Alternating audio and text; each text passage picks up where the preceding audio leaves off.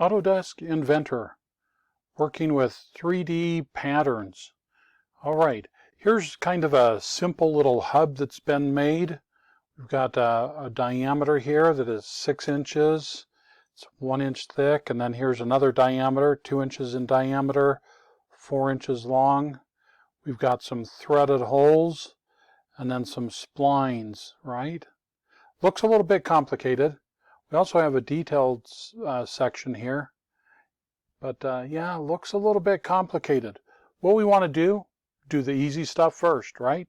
I'm just going to go and make this shape here and put the other pieces on there and just kind of get started from there. All right, new part, double click. Going to do a cylinder on the XY plane. Go in here. This is 6 inches by 1 inch. There we go on that.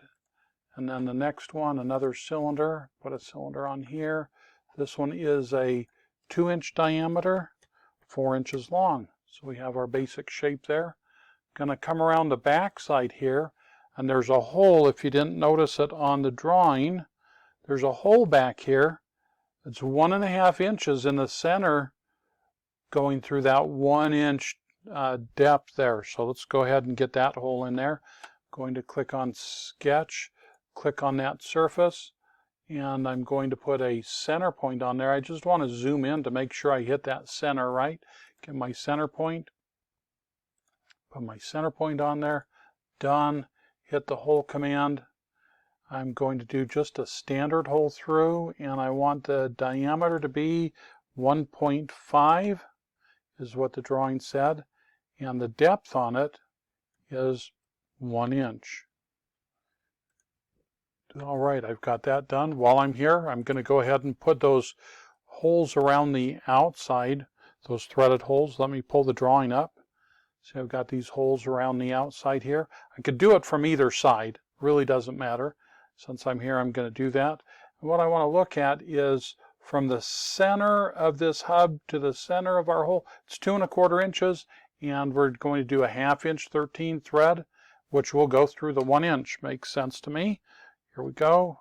So I'm going to go over there, tell it I want to sketch on that surface. I was already there. I want to edit that sketch. I'll just double click on it, go back into it. I put my, I'm going to zoom in here a little bit, make sure that we're on the center line. So I have my point. I'm going to come up here with my point, click it in place, and then go from the center here to where I want that center was, what was it, 2.25, right? There we go. Put that there, click OK. Tell it that I want to use my hole command. This one is threaded, no special seed on it. The size, not 1.5, but just a 1/2. There we go, 1/2. Automatically drops me to the coarse thread, and I tell it to go all the way through. There we go, click OK. I've got my threaded hole on there. Now I want to do that 6 more times. That looks pretty complicated, right? Was it 6 more times? Yeah, 1, 2, 3, 4, 5, 6. 6 times. So I don't want to have to do this 6 times. So what I'm going to do is go over there and tell it that I want to use the circular command. I'm just zooming in here. Use the circular pattern. I tell it, says, what feature do you want to put in the pattern? I tell it that I want to put this hole right here in that pattern. And then it says, give me the rotation or the axis. Any round point on this, as long as it shares the same center line. I could even do it off this side. As long as it's round and it shares that center line, there it is. It automatically threw in 6. Let me put in 10. What's in 10? So you can see you've got some control over that, and it evenly divides those around the 360 degrees.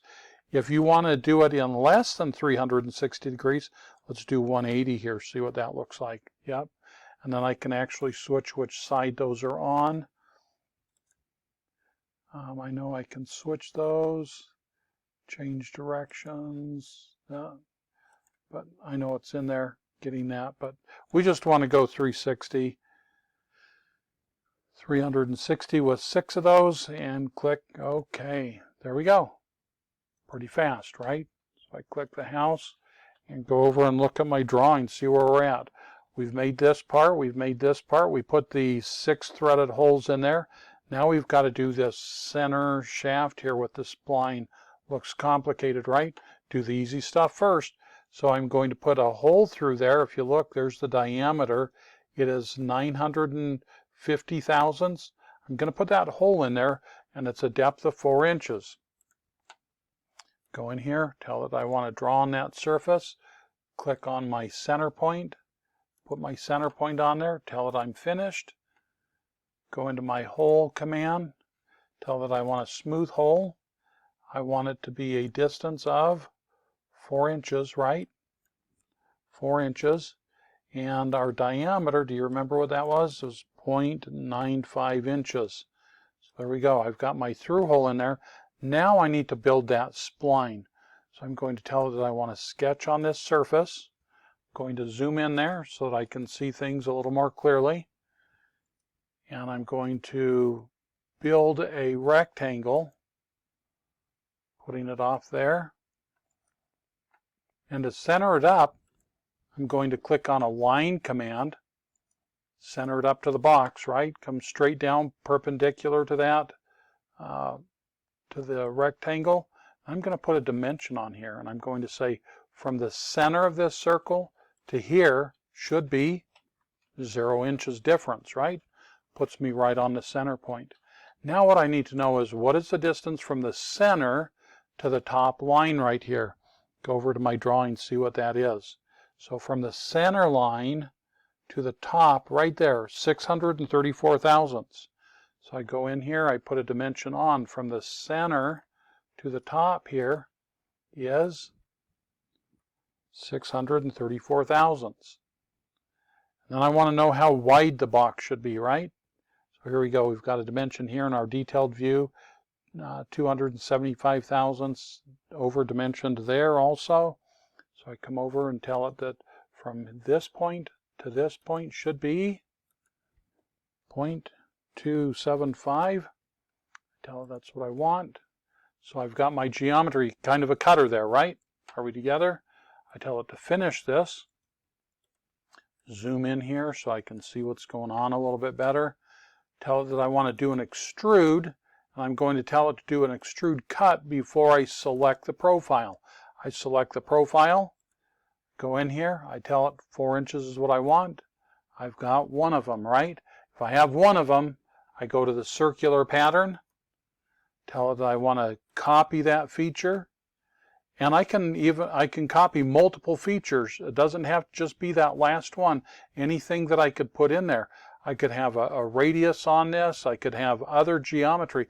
I can copy multiple geometry just by holding down the control key and selecting additional pieces. Well, I don't want to do that. Let me click out of here. Tell it no, cancel. Since I started messing with it, click circular pattern. What feature do I want? That one right there.